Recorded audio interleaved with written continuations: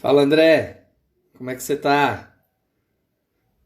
Dani Arley, meu vizinho, meu amigo, como é que você tá? João Alfredo, nosso convidado já chegou aí.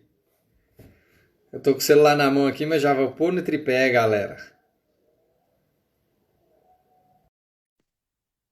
Como é que vocês estão, pessoal? Vamos falar hoje sobre conservadorismo. Vamos ter uma aula com o doutor João Alfredo. Ô, Thaís, tá quente aí em Goiânia? Pastor DJ, Pastor DJ, como é que você tá? Sejam todos bem-vindos aí. Acompanha a live até o final, hein? Doutor João Alfredo, boa noite.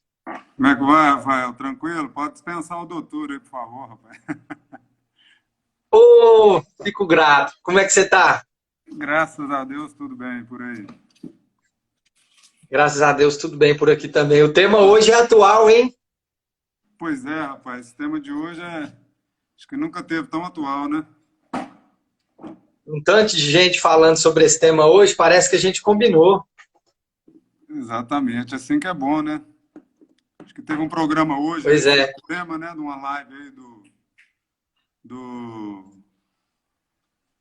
Rodrigo do, Constantino? do Constantino, né? Lá da Jovem Pan, né? Foi, hoje ele falou um pouco aí das raízes do conservadorismo e do progressismo. É, Foi bacana, eu pude acompanhar, eu pude ouvir, foi muito bacana. Mas deixa eu eu fazer uma tô... introdução aqui, João. Aham. Eu Não, acho que acredito que pode vir um pessoal que é público seu, né? O pessoal que te acompanha. Eu vou me apresentar, eu sou Rafael de Paulo. Estou aqui para tratar, como eu disse, com o João Alfredo, de um tema bastante relevante. Nós vamos falar sobre conservadorismo, né? Você já deve ter ouvido aí que o povo brasileiro é um povo conservador. E o mineiro mais ainda, né, João? Acho que eu já ouvi você falar alguma coisa nesse sentido. Mas as pessoas, de fato, ainda não sabem nem o que é o conservadorismo. Eu confesso, eu fiz relações internacionais e não me lembro de um autor conservador que a gente tenha estudado, ainda que alguns tenham tido trabalhos relevantes para as relações internacionais, para o direito, para a economia, né? sim. Para você ver o quanto a gente ficou alienado aí bastante tempo. Então é um tema que eu acho muito importante tratar, né? O João Alfredo, apresentando aí para os amigos que estão acompanhando, é jornalista de formação, não é, João Alfredo? Sim, sim, sim. E advogado também. Então, assim, vai expor bastante, com bastante clareza o tema. Eu já acompanhei ele falando em outras oportunidades e, assim, gostei bastante, por isso convidei ele para estar aqui no meu Instagram falando um pouco também. Mas se apresenta aí, João Alfredo, você mesmo. Não, eu primeiro agradecer muito aí pelo convite, viu, Rafael? Uma honra mesmo. Fiz essa outra live lá com o Veni Arley, né? Que até eu vi ele divulgando aí também. E eu fico Aham. contente, assim, porque apesar de não ser uma autoridade no assunto, né? É um assunto que eu acompanho há muitos anos, há pelo menos aí uns 20 anos.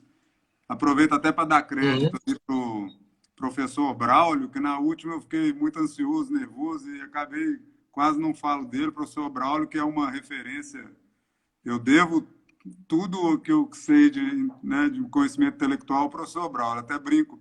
Quando eu acerto, é culpa dele. Quando eu erro, a culpa é minha. E Mas professor de ele quê que ele foi é... seu? Oi? Ele Ele é foi meu professor de quê seu? Não, não, ele é meu primo e tio. Nós temos uma dupla relação de parentesco e ele é um dos fundadores do Escola Sem Partido. Então, é uma pessoa, Certo. das pessoas mais próximas que eu tenho. E lá, quando eu estava na faculdade ainda de jornalismo, ele me apresentou essas ideias. Eu nunca, né, para mim, conservadorismo não era uma coisa, não existia mais, inclusive, né? Isso foi lá para Aham. 1999. Inclusive, aí nesse ano, a Uhum. pedido do professor Braulio, eu fui numa palestra do professor Olavo de Carvalho para filmar, porque não tinha ninguém para filmar e ele pediu que eu fosse. Em 99? Em 99. E, Lá e, e, que- em e aí Brasília, né? foi quando eu tive a honra, o privilégio de conhecer pessoalmente o professor Olavo de Carvalho e, e sair até com tonto, zonzo, de tanto esforço. Estou vendo o livro dele aí atrás É.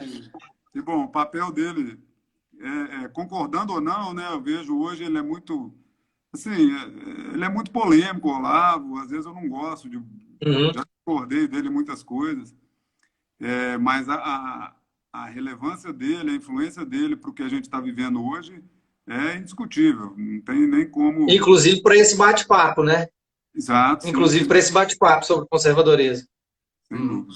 Mas vamos lá, então, ao tema da live. Essa aqui é a quarta live que eu estou fazendo. Como eu disse, é um tema relevante. Eu já tratei sobre o papel do cristão na política também, João Alfredo. E falei sobre empreender em Unai. Então, se vocês se interessarem, pode voltar aí no meu feed, que está lá essas outras lives. E também contei um pouco dos bastidores da política de Unai em 2016. Algumas histórias que aconteceram, que são interessantes e tal. Então, fica esse convite, está lá no YouTube também. E hoje, uma palavra, João Alfredo, para a gente falar um pouco sobre conservadorismo. Mas me fala aí, João Alfredo, uma introdução sobre o que é o conservadorismo, para a gente poder conceituar e a gente seguir nessa linha. Isso, até falo, como você indicou as outras lives, eu indico também, quem quiser ver mais a fundo sobre o que é o conservadorismo, a diferença dele para outras, né, outras visões de mundo, vê lá a live no canal do Vini Arley, que eu fiz com ele, porque lá a gente foi exclusivamente sobre isso. Eu vou fazer um resumo, mais ou menos, dessa live, para a gente seguir temas mais interessantes aqui, que eu acho que a gente vai abordar. Então, assim, de cara... Só para falar, é Vini Arley Brandão, se o pessoal quiser procurar, @Vini Arley Brandão com W. Isso. Então, de cara, o que a gente precisa deixar muito claro novamente é que o conservadorismo ele não é uma ideologia, né, propriamente, que isso é uma falha conceitual aí muito comum. Ele não é uma ideologia, não tem uma receita de bolo pronta para todas as situações aí da vida, né? Políticas, principalmente conservadorismo político. Então, o que ele é? Não é uma ideologia, ele é uma forma de se portar diante dos problemas da vida, das situações da vida. Então, e uma característica muito marcante dele é o ceticismo. O que é o ceticismo? É aquela postura de duvidar, né? Duvidar não no sentido de não acreditar em nada, né? Como em Deus. Cautela. Exato, de cautela, exatamente. De olhar com desconfiança, principalmente aquilo que você não conhece, aquilo que é novo, né? Aquelas fórmulas mágicas, né? Não, isso aqui vai resolver o problema, é a salvação da lavoura. Então, e por isso a paz mundial. Isso. E por isso mesmo que eu até brinquei no final da live, você até lembrou aí, né? Que o mineiro, não é à toa que o mineiro tem fama, né? Minas Gerais tem fama de ser o estado mais conservador, etc. E realmente a gente vê essa postura muito do mineiro. O mineiro é muito desconfiado, né? A gente brinca com isso, inclusive. Então, essa postura de confiança, de olhar com certo distanciamento, ela é uma postura conservadora, né? E eu comentei também lá uma diferença de perguntas que eu acho muito interessante. Quem eu ouvi dizendo foi o João Pereira Coutinho, e é um escritor muito relevante hoje. Ele é português, de Portugal, mas escreve aqui no Brasil, está sempre aí, tem várias coisas dele aí no YouTube, tem muito material dele muito bom, João Pereira Coutinho. Para quem quiser conhecer mais sobre conservadorismo, além da nossa live lá, né, Rafael, com o Vini Arley, tem várias coisas do João Pereira Coutinho que são muito, muito bacanas, muito didáticas, vale a pena. E ele fala lá a diferença que é muito interessante entre o revolucionário e o conservador, que o revolucionário geralmente se pergunta por que não, né? Uma proposta nova aí, por exemplo, liberação das drogas. A pessoa que tem a tendência revolucionária, ele vai se perguntar, por que não, né, liberar as drogas? E já o conservador vai se perguntar por que sim, né? Opa, pera lá, nós estamos vivendo dessa forma há décadas, séculos, talvez milênios, e por que, de repente, essa novidade? Então, essa diferença das perguntas eu achei assim, muito oportuna e interessante que ele apresentou. Então, bom... Então, juntando o que você falou aí, juntando o que você falou com essa ilustração que você acabou de dar, enquanto o conservador vai olhar e fazer essa pergunta, por que sim? Não é negando automaticamente, mas querendo entender como é que isso vai funcionar nesse novo modelo, nesse novo avanço da sociedade, não é isso? Exatamente. Não é que ele de cara é contra, ele só é cauteloso em dar esse passo. Exato. Acho que isso é importante, é ficar essa diferença aí, porque às vezes a ideia do pessoal, eu vejo muito isso na rede social, é que o conservador é aquele que não quer andar para frente, não quer reformar, não quer avançar. E pelo que você está falando, parece que não é isso, né? Não é de forma alguma, viu, Rafael? Na verdade, assim, é uma confusão que se faz do conservador com o reacionário, ou com uma visão Ah, entendi. imobilista. Então, o que é o reacionário? Entendi. O reacionário, ele quer voltar a uma realidade idílica, ideal, que muitas vezes nem existiu, né, Entendi. daquela forma, mas a gente lembra como se fosse. Então, por exemplo, tem gente que quer voltar à monarquia no Brasil, entendeu? Porque foi uma época realmente melhor em vários aspectos, ou quer voltar à época Uhum. que o Brasil era mais rural, enfim. Essa Entendi. regressão idealiza uma interessante o ideólogo, a pessoa que tem uma ideologia, Aham. o comunista, o fascista, até o liberalista, né, extremo, ele tem um mundo Aham. idealizado, perfeito, que ele imagina como perfeito. E ele vai fazer qualquer coisa para chegar lá. E o reacionário, ele tem um mundo pretérito, um mundo passado também idealizado. Então, esses dois Ou mundos... seja, um vive num futuro ideal e o outro vive num passado ideal. Exato. E nenhum dos É dois mais ou existe. menos isso. Nenhum dos dois existe. Nem esse futuro perfeito vai existir, nem esse passado ele também não era Aham. perfeito. Às vezes, na nossa memória, é comum a Entendi. gente achar que no passado não tinha os problemas que temos hoje, né? E é um passado idealizado também. Então, o conservador, ele é essa postura mais centrada, mais madura, né? A gente vê dessa forma o Aham. conservadorismo. Então, é importante isso realmente. Ele não é um imobilista, de forma alguma.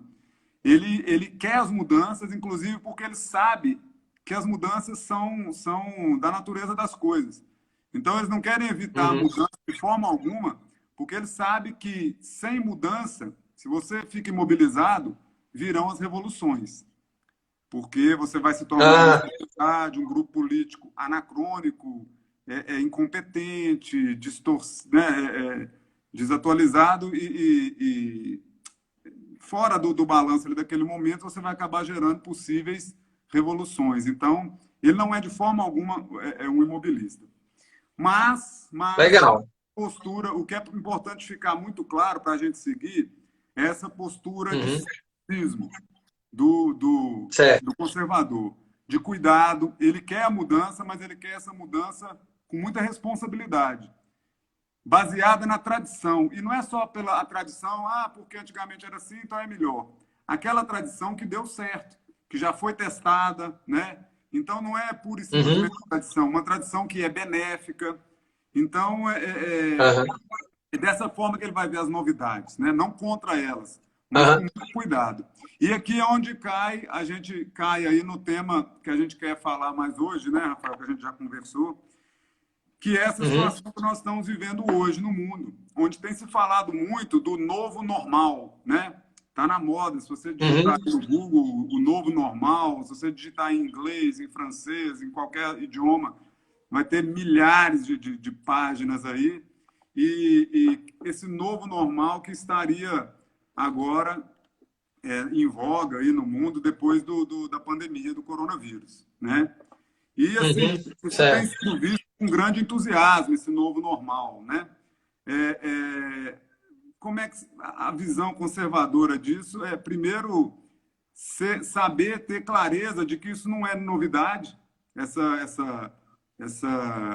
esse sonho, essa utopia mesmo de um novo normal melhor, perfeito, que vai melhorar a Aham. civilização, vai melhorar as pessoas, ele não é novo. Os termos eles só mudam um pouco. Mas, por exemplo, a nova ordem mundial é algo que se falou muito Aham. na final da década de 80, ali com a queda do Muro de Berlim, na União Soviética, falou-se muito na nova ordem mundial. A nova era, né? Muito Uhum. fala aí no lado espiritual, dessa nova era, ali lá na década, isso começou lá na década de 60, 70, mais intenso, né? De um novo Uhum. mundo aí, novos paradigmas. Então, esse novo normal, ele não é novo. Né? Essa ideia de mudar tudo, revolucionar tudo, ele não é nada novo. E só para deixar claro o quanto que isso está realmente acontecendo, Rafael, a gente teve agora recentemente o Fórum Econômico Mundial, né? Que é esse fórum onde já há algumas décadas eles se reúnem aí as principais potências do mundo para discutir a situação mundial, econômica, né? Fazer análises, planejar possíveis rumos, etc. E sempre foi marcado por um grupo muito capitalista, né? Essa visão aí anticomunista, etc. Isso vem mudando muito, né? Então, por exemplo, esse Fórum Econômico Mundial que teve agora, o presidente do fórum, ele falou essa frase lá, o Great Reset, que ele usou o termo, que é esse grande resetar, né? O reset aí que é resetar, indicando exatamente que o mundo pedindo que o mundo entre numa nova ordem mundial econômica, de várias mudanças, etc. Isso foi o tema principal do Fórum Econômico Mundial. E o que é muito interessante é que não houve críticas à OMS, porque a gente viu aí que a OMS cometeu falhas, mudou de posição várias vezes, poderia enumerar aqui. Tropeçou um monte de vezes. Exato. Não teve nenhuma crítica à China, o que mostra a participação muito forte dela nesse fórum, nesse ano.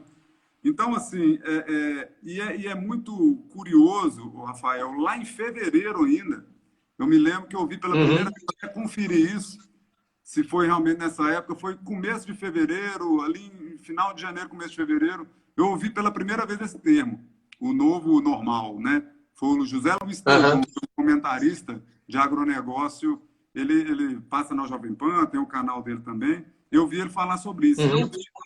Eu me assustei, assim, me espantei, fiquei, nossa, mas nessa situação desse vírus na China, não me parece ser tudo isso, né, para se falar num novo ordenamento mundial. Ele enfatizou muito esse... E aí é importante a gente saber, aí fui pesquisar, né, dar uma pesquisada, isso estava vindo das agências de notícia, sendo muito divulgado isso na Europa, na China, na Rússia. E é importante a gente fazer um parênteses aqui, Rafael, já que nós estamos falando de jogos de poder, né? Primeiro, o ser humano, isso é uma máxima, eu não saberia dizer de quem é, mas o ser humano, quando ele tem poder, ele sempre tende a querer aumentá-lo. Ninguém quer diminuir o poder, sobretudo em política, né, em geopolítica. Ele tende a querer aumentá-lo. E a gente falar do poder hoje é falar da mídia também. Inclusive, tem até uma teoria de relações internacionais que fala isso não sobre o indivíduo, mas o Estado. Sim. Que ele sempre quer maximizar seu próprio poder. Sim. Então, o que acontece? Essas agências de notícia, elas têm um papel fundamental hoje nesses projetos de poder. Lá nos Estados Unidos, eles têm um termo lá que é o Big Six, que seriam as grandes seis, que são 6 agências de notícia que dominam praticamente tudo que é produzido de notícia e chega nos Estados Unidos. Então, você imagina, 6 grupos que administra aí o que é noticiado nos Estados Unidos, né? E de lá vai para o mundo inteiro. Até um parênteses, Rafael, eu trabalhei, quando jornalista ainda, eu trabalhei na Rádio France Internacional, lá na França. Eu fiquei um ano lá durante a faculdade e tive a oportunidade de fazer um estágio na Rádio France, que é uma das maiores rádios aí do mundo, né?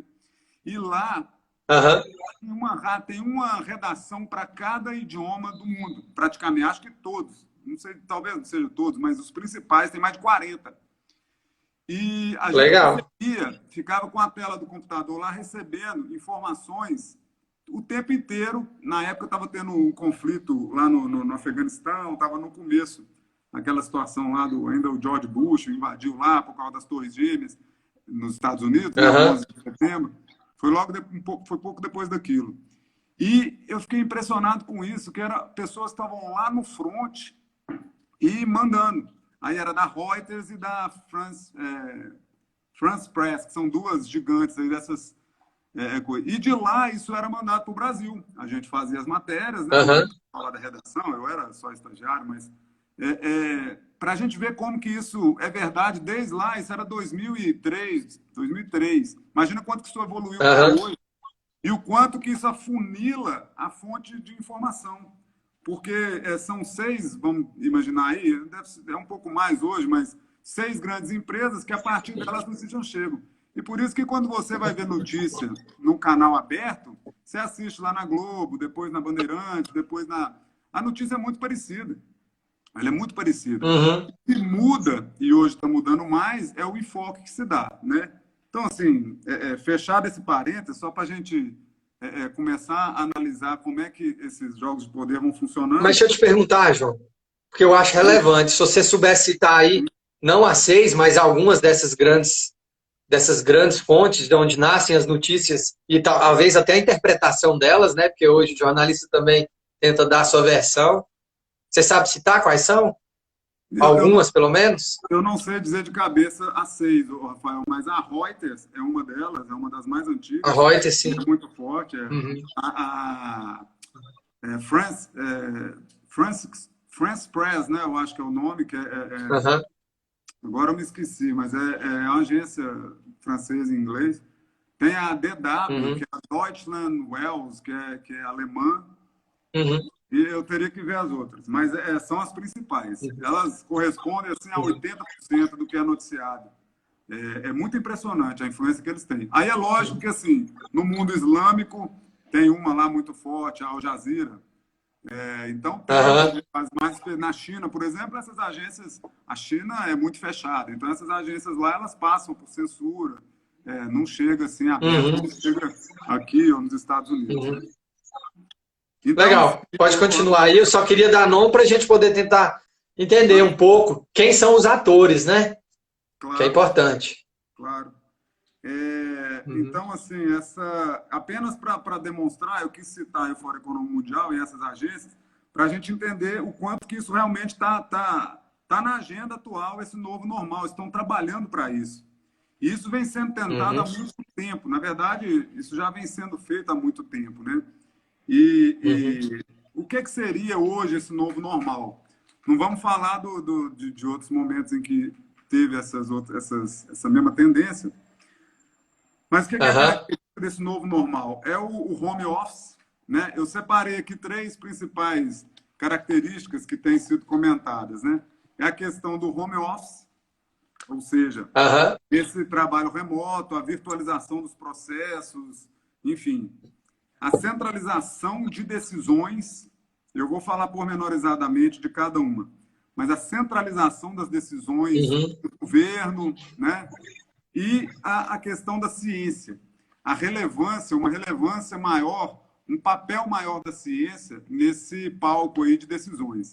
Vamos lá ver no detalhe Aham. dessas coisas. O que seria, o que representa esse home office? Veio pelo isolamento que foi imposto, né? Pela quarentena, e nós estamos vivendo isso nesse momento, né? Então você pega aí, por Uhum. exemplo, na área do direito, eu como advogado, os processos hoje, eles já vinham, né, sendo boa parte aí eletrônicos, e hoje isso está muito mais, acelerou-se tremendamente esse processo, e aí a gente só vê na mídia o lado bom disso, né? Reduziu poluição, Uhum. reduziu o trânsito e etc. Agora, o que isso acarreta também?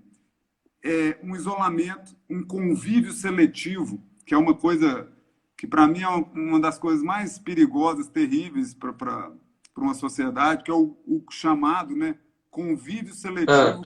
Convívio seletivo. Você, no seu dia a dia, você não escolhe todo mundo que você vai encontrar naquele dia. Então, você encontra um mendigo na rua, você pega um ônibus ou um metrô e você esbarra ali numa pessoa, vai ter um empresário do seu lado, vai ter um funcionário, vai ter pessoas Entendi. das mais diferentes raças e classes sociais. E você Uhum. interagindo ali o tempo todo na empresa, tem o chefão, tem o colega, tem o estagiário, a pessoa da limpeza. E nesse Aham. mundo virtual, você conversa com quem você quer, nas suas redes sociais, seus amigos, seu grupinho. Então, você não Entendi. encontra, você não é confrontado por opiniões diferentes, você não se choca com a realidade de uma pessoa mais carente, mais pobre, ou de uma pessoa extremamente mais rica do que você, ou mais inteligente, enfim. É uma... Você para de enxergar um mundo muito maior e passa a enxergar um mundo muito menor. Um mundo que você escolhe conviver.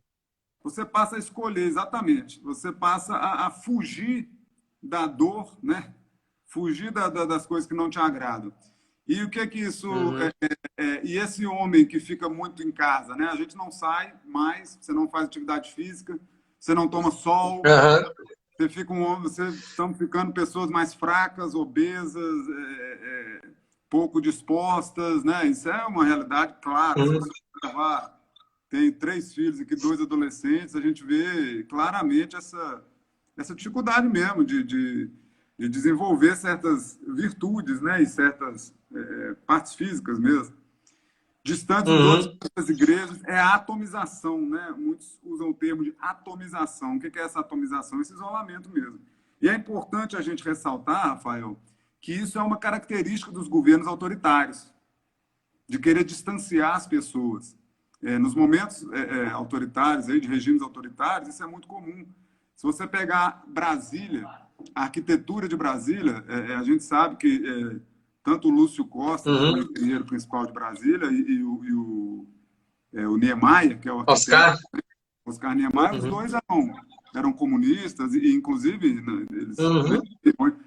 explicam que se inspiraram nos engenheiros e arquitetos comunistas da União Soviética para projetar Brasília. Então, eu morei em Brasília há muitos Uhum. anos. Lá, esse distanciamento é muito claro.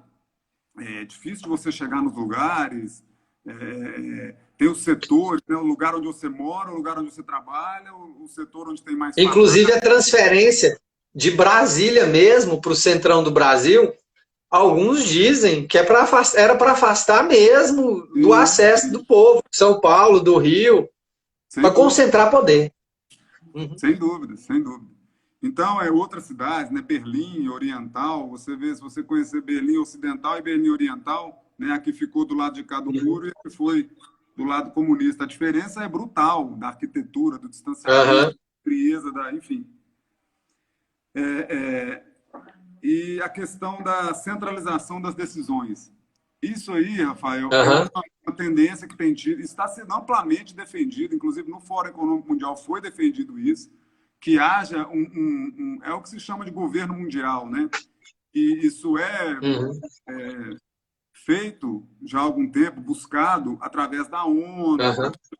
né, que é o quê?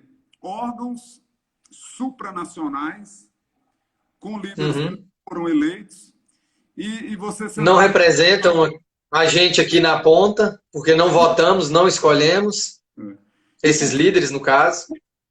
o apelo, o discurso que estão utilizando para isso? Que a pandemia se mostrou aí que ninguém consegue combater ela sozinho, né? Então você precisa Uhum. de centralização para poder combatê-la de forma eficaz. Essa é a Uhum. justificativa, né? E essa centralização do poder, o Rafael, é incrível como que ela tem unificado. Isso foi até o professor Braulio que me chamou a atenção para isso, falou desse termo, que como que o medo da pandemia está unificando os coletivismos. Os coletivismos, que são Uhum. as ideologias são marcantes Uhum. nos coletivismos, que é o quê? Os grupos, né, que se organizam em torno de uma causa. Então, nesse momento, você Uhum. pode observar aí o pessoal que é mais à esquerda e também o pessoal que é mais à direita, aí no caso, muitos movimentos liberais, eu citaria aqui no Brasil o MBL, por exemplo, que Uhum. estão cedendo a essa agenda de concentração de poder, de Uhum. centralização das decisões, e o quanto que isso é perigoso, né? Você ter os dois espectros aí da política cedendo a essa tentação aí de concentração de poder. Uhum. E aí, João, minha língua está coçando para falar aqui. ah, Tudo isso que você está falando, é assim, falar esse termo, né? Faz parte de uma agenda globalista. nós vamos chegar Não lá. sei se você ia chegar lá para falar. Aí, ó, minha língua está coçando, porque tudo tem a ver com o que você está falando. Você está apontando tudo para falar, né? Me Nós antecipei. vamos chegar lá. Nós vamos chegar lá. Eu Ah, estou segue aí. é exatamente aí que vai chegar, né? Mas a Aham. gente vai ver, Rafael, só adiantando aí para a sua pergunta, que existe mais de um projeto, né? Não tem só um líder lá, um determinado grupo que está trabalhando para isso, né? As coisas não são tão organizadas assim. Graças a Deus, né? Se fosse, a gente já Ainda estaria bem. ali, né, bem adiantado. Já tinha sucumbido. E outro discurso, Rafael, que é o terceiro pilar que eu falei aí, né? Eu comentei, então, desse isolamento social, né? O home office, as pessoas cada vez mais isoladas, a questão da centralização das decisões, seja nesses órgãos internacionais, ou seja, dentro do país também, né? E a questão da ciência. Como que esse discurso da ciência tem sido utilizado, assim, como um discurso de autoridade, né? Então, você está lá discutindo, a pessoa fala assim, não, mas isso aí a ciência já disse. Aquilo tem um argumento de autoridade incrível. E o quanto que isso é perigoso também. Por quê? Porque a ciência, ela é natural da ciência não ter consenso, né? A ciência, são em raros momentos que a ciência converge para o consenso. É da natureza da pesquisa científica, ela está se aprofundando, buscando outras respostas, né? Sempre que ela chega... Eu tive um professor muito... Scott Hahn, que é o nome... Não, Scott Randall, que era o nome dele, professor de filosofia. Ele falava que a filosofia e da ciência, né, é como um alpinista que vai escalando os Alpes, as cordilheiras. Tem um pico lá da montanha onde ele quer chegar. E ele escala. Quando ele chega lá, ele olha e tem mais milhares de picos à frente que ele vai agora buscar, né? Até então ele não enxergava esses outros picos. Então é natural... Ele precisou chegar em um para ver o... Exato. Então é natural da ciência estar sempre buscando novas respostas. Então, e o que muitas vezes a gente vê na mídia, principalmente na grande mídia, e nos governos mesmo, né? Seja municipal, estadual, federal, escolher a ciência que você quer utilizar. Então, se você defende uma determinada causa, e aqui eu estou dizendo para a esquerda, para a direita, né? Quem tem essa busca aí de poder, seja de direita ou de esquerda, ou o famoso centrão, você escolhe aquele cientista que você quer utilizar. O que é a grande malícia que a gente precisa ter? Se você está assistindo ali a um noticiário, ou se você está assistindo um discurso, e aquilo ali não é dado o mínimo de dúvida, né? Existe essa pesquisa, mas existe também essa outra pesquisa, você tem que desconfiar daquilo, né? Aquela postura de ceticismo que a gente comentou lá no começo. E a gente não tem visto isso. O que mais espanta como... Né, a minha formação é de jornalista, eu comentei isso também da outra vez, o que mais me espanta é como que simplesmente renegaram essa questão de ouvir os dois lados, no jornalismo principalmente, que isso era uma coisa sagrada. Você apresentar... Basilar do jornalismo. Basilar, você sempre apresentar quando está dando uma notícia, né? É diferente quando você vai dar uma opinião, um artigo, uma coluna no jornal, é de opinião, você fala, né, a sua visão. Agora, quando você está dando uma notícia, é básico você sempre mostrar os dois lados. E isso foi solapado assim, completamente. Agora, a grande mídia se preocupa muito pouco com isso. A gente tem que olhar isso com muita desconfiança. Né? Quando você vê lá um centro de pesquisa ou um governo divulgando, as pesquisas já provaram que a contaminação é dessa forma. Daí uma semana, não, peraí, não é bem assim. A gente viu isso quantas vezes, né? Então, utilizar a ciência, e aí eu quero mostrar um dado aqui que eu mesmo fiquei muito espantado, que é a presença da ciência, desse discurso de autoridade da ciência, nos regimes autoritários, nos regimes totalitários. Isso é presente, é uma constante nos regimes totalitários, que isso foi o caso no fascismo, no nazismo, no comunismo, que é essa ideia assim, do governo de notáveis, né? E esses notáveis, você coloca lá os cientistas para dizer, olha, isso aqui é inquestionável, a ciência já provou. E o quanto que esse discurso é perigoso. Um dado que eu fico até... Eu vou apresentar esse dado porque meu pai é médico, meu irmão é médico, eu tenho um monte de parente médico, amigos, então ninguém vai achar que eu estou querendo falar mal de médico, denegrir a imagem dos médicos. Mas no nazismo, a classe profissional mais presente no partido nazista era de médicos. Então, assim, não sabia. Exato. Então, o quanto que isso a ciência, a gente não pode olhar para o cientista e achar que ele é absoluto, né? Ah, não, isso foi um cientista que diz, não, Aham. vamos ver o que o bom senso nos diz, a filosofia, a religião, né? Uhum. A coisa mais clássica de ver o quanto que a ciência muda é você ver o que ela já diz sobre o ovo e sobre o café. A cada passar dos anos muda, né? Uma hora faz bem, uma hora faz mal, banho de porco. Então, Sobre o assim, óleo de soja, de canola ou banha suína. isso. Cada Então, época é um que é para usar. exato. Então, esse ceticismo conservador, esse olhar com desconfiança do conservador, que nada mais é que o olhar do matuto, do mineiro matuto, sempre desconfiado quando chega Aham. um doutor, né? É o olhar Uhum. cético conservador olhando para o governo científico, tá? Então, o cuidado que a gente tem com isso. Agora, o que está gerando, o que foi tão propício para gerar essa tendência a esse novo normal? O medo.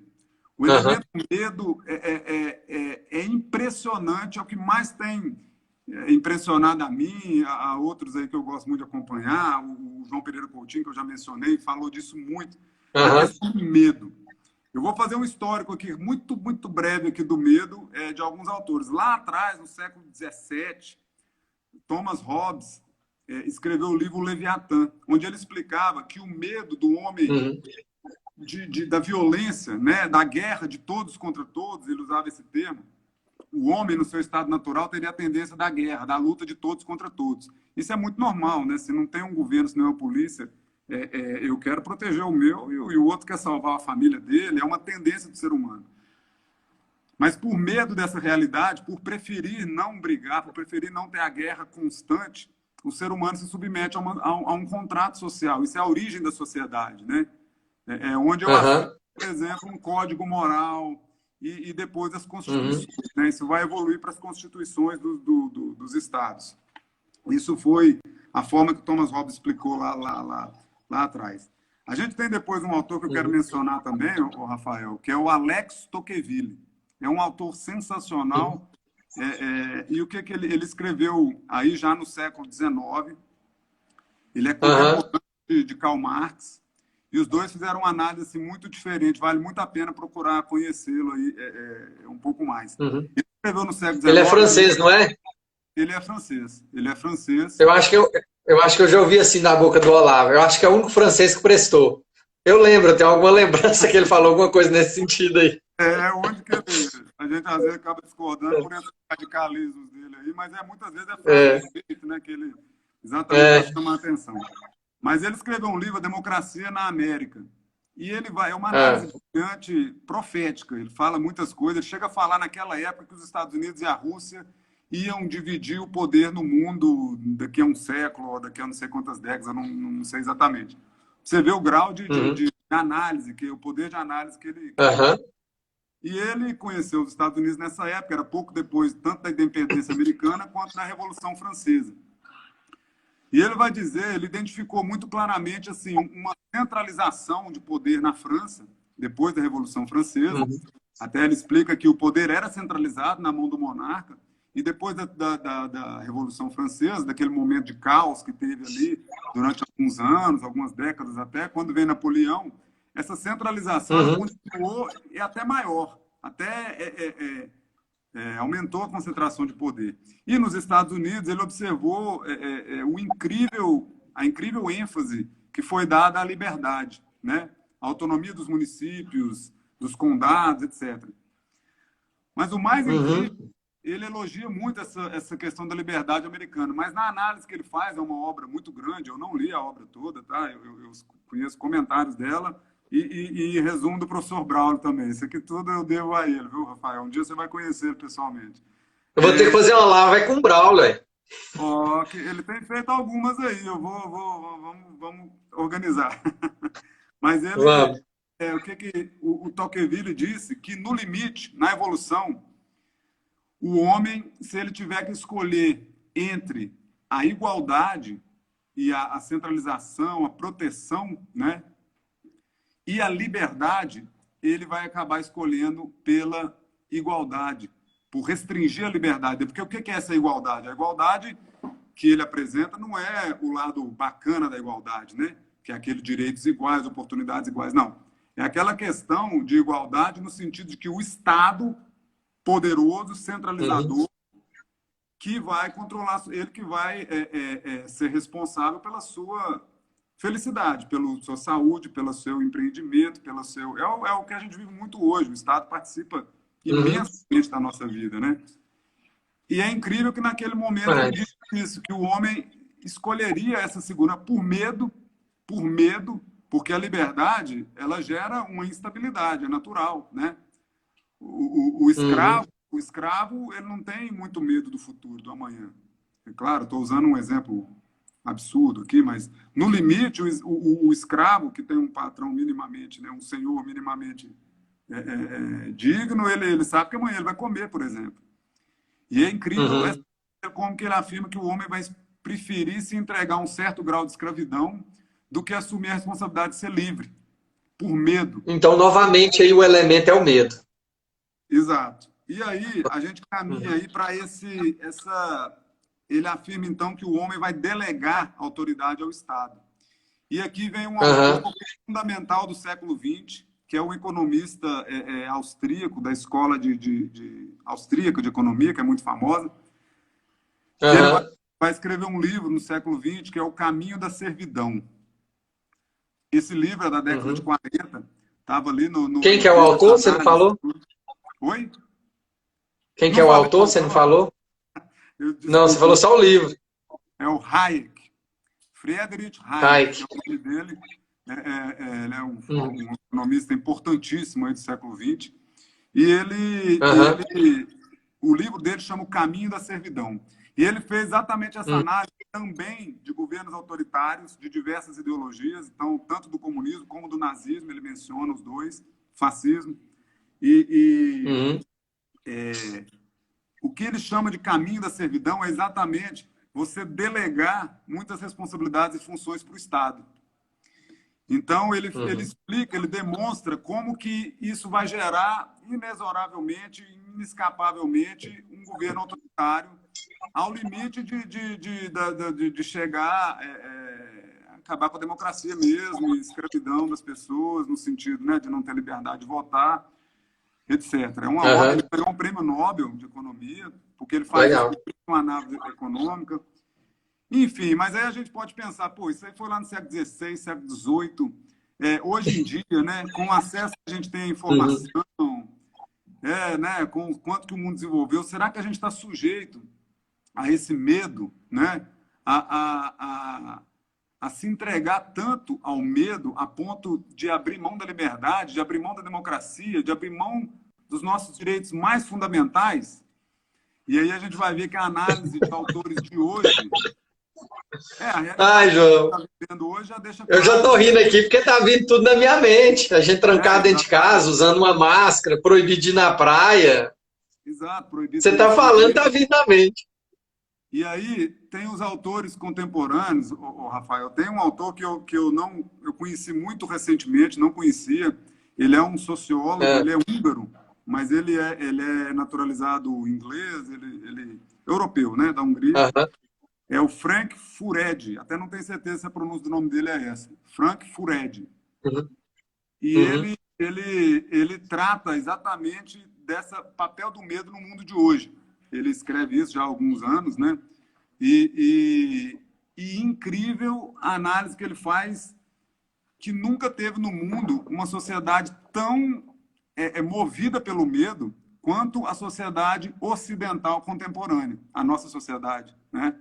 É, é, Uhum. então, assim, vai existir uma diferença aí de alguma sociedade, mas a nossa sociedade que a gente vive, que é aquele analisa, ele afirma que nunca teve uma sociedade onde o medo tivesse um papel tão importante.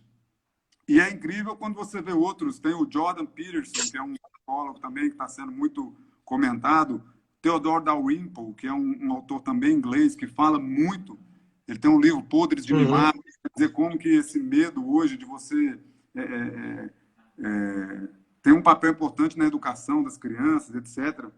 Então, são muitos autores que afirmam que, na verdade, esse medo nunca teve tão forte em uma sociedade. E isso fica muito claro no que a gente está vivendo hoje. Aham. Houve outras pandemias no passado, houve outras situações, Mas é incrível hoje como que as pessoas estão se submetendo passivamente ao que é determinado. Né? Eu fico Uhum. pasmo observando quando eu disse, meus filhos, por exemplo, que são adolescentes, está sendo natural para eles não sair de casa, por exemplo. Você imagina quando a gente tinha aí, há alguns anos atrás, se eu Eles tivesse... estão vivendo com mais facilidade esse novo normal, né? A gente simplesmente não ficaria em casa. Se meu pai trancasse a porta, a gente pularia a janela. Você ia ficar 4 meses isolado, ninguém ficaria. E agora, hoje, as pessoas não estão questionando. Nós estamos vendo situações absurdas aí da polícia. Isso tem acontecido até na nossa cidade, em outros lugares. Pessoas sendo multadas porque estavam sem máscara. Às vezes, a força policial querendo entrar na residência da pessoa de noite por uma denúncia de aglomeração. Teve vários casos aqui no Unaí. E eu sei de casos que era jantar, tinha 6, 8 pessoas lá, casais, conversando, Uhum. da mesma família, né?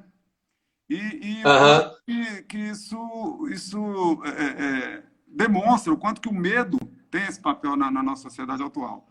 E eu vou acelerar aqui, porque a gente está vendo aqui o relógio. É. E, o principal Tem mais 15 minutinhos.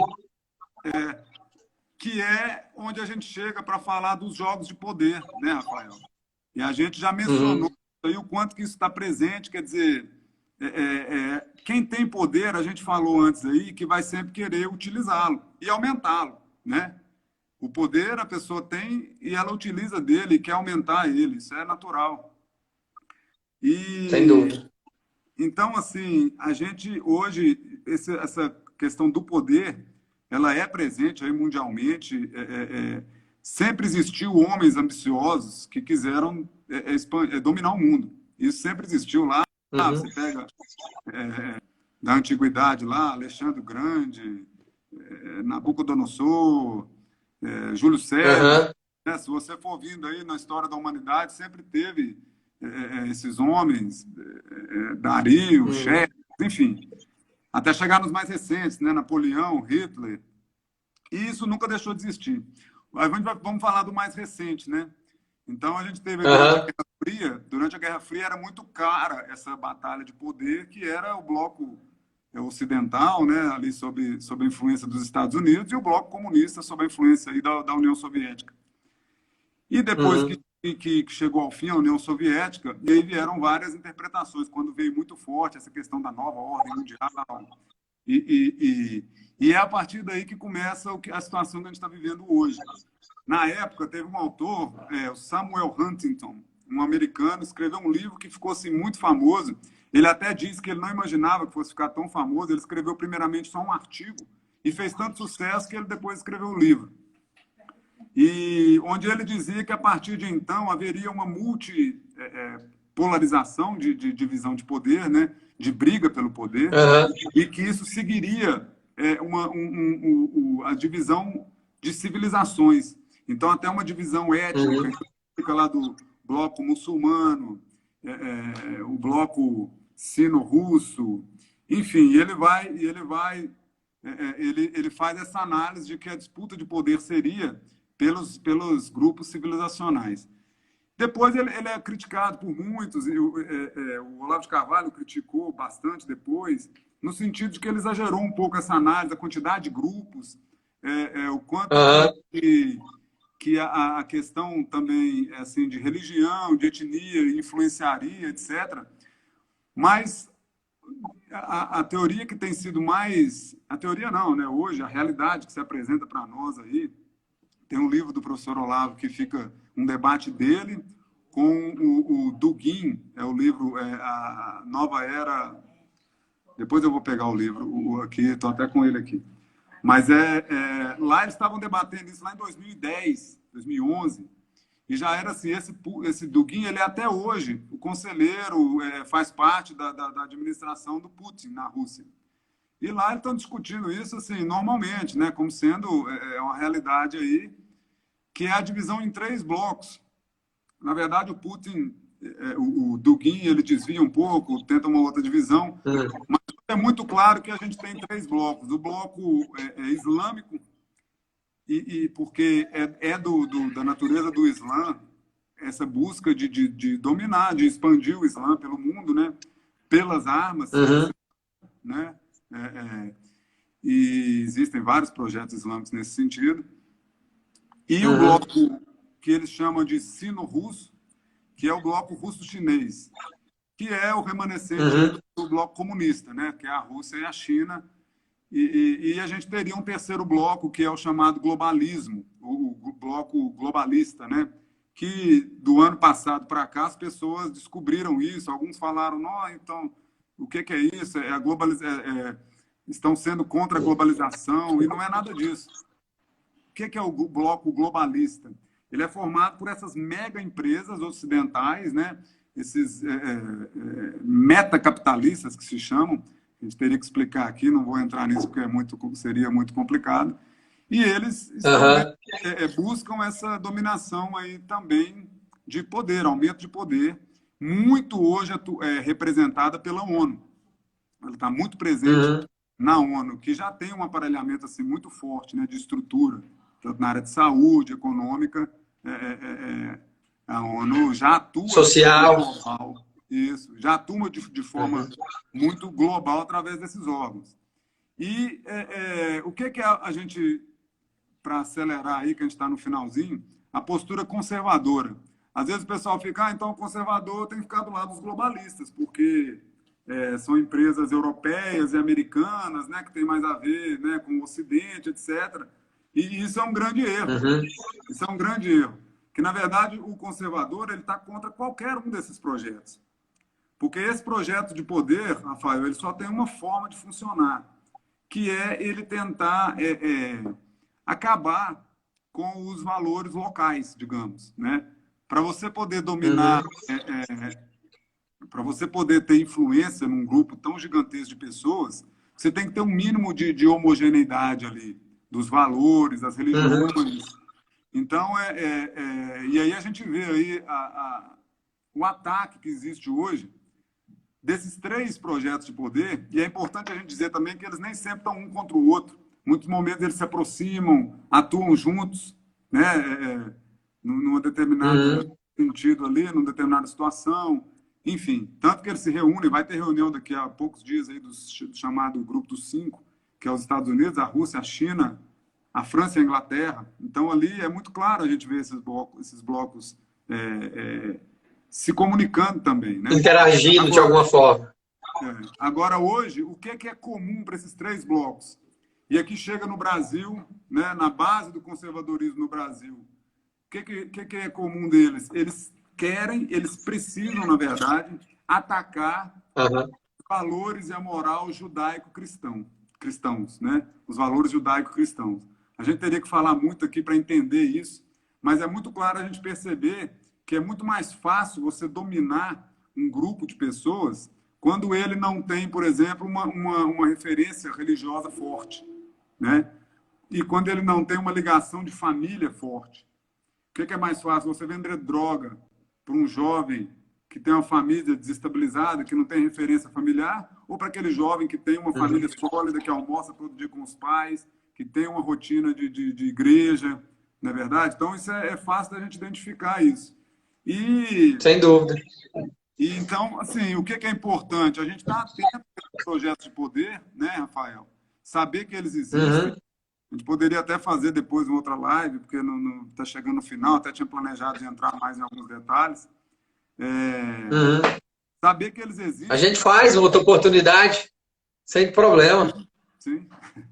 E saber né? que eles existem para a gente ter como se proteger, né? Se proteger em que sentido? Uhum.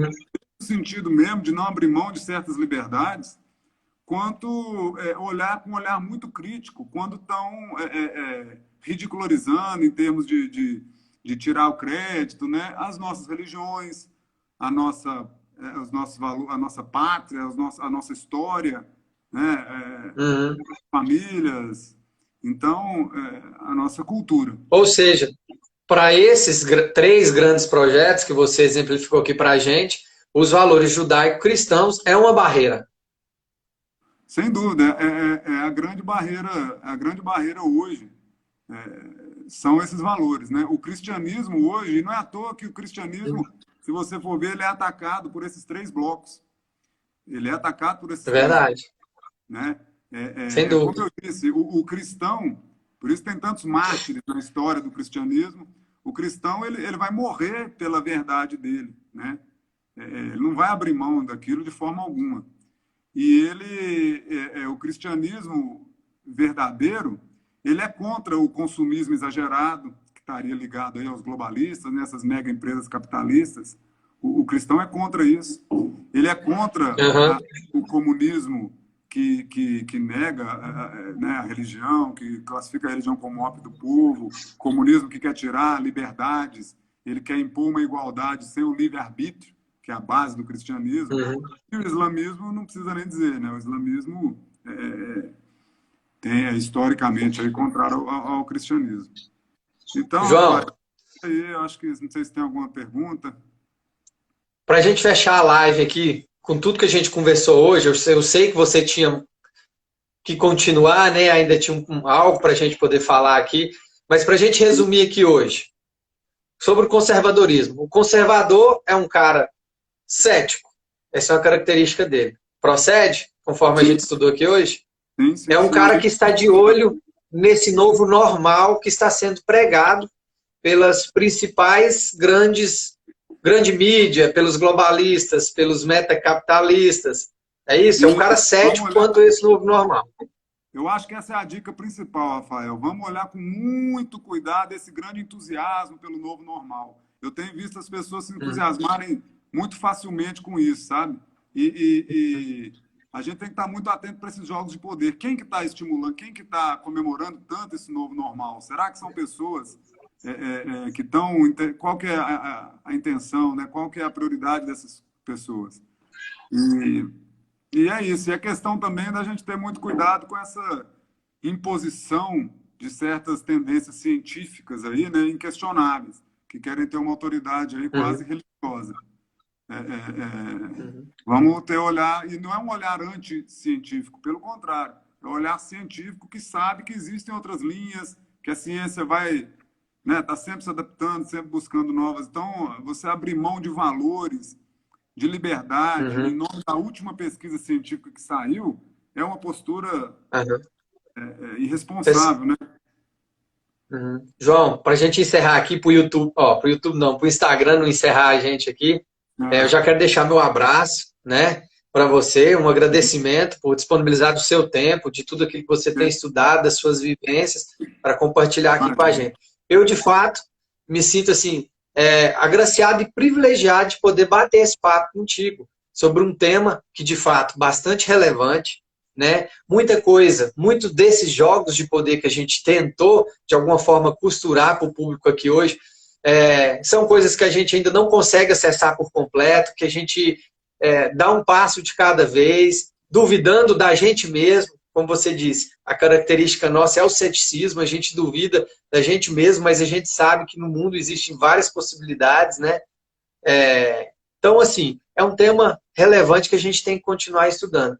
O conservadorismo, você disse aí hoje, do Rodrigo Constantino, com a live que ele fez.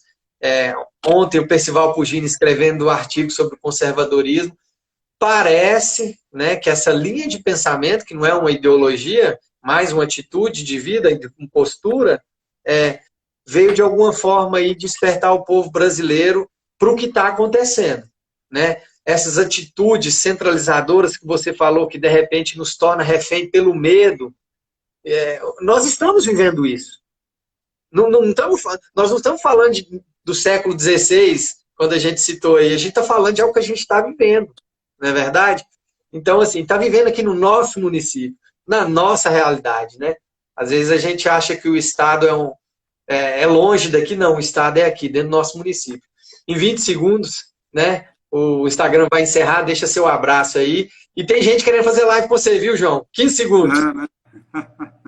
E ó, vamos só para enfatizar, a gente tem que ser conservador e esse tipo de postura nas nossas escolas, nas nossas igrejas, nos nossos clubes e não só na política.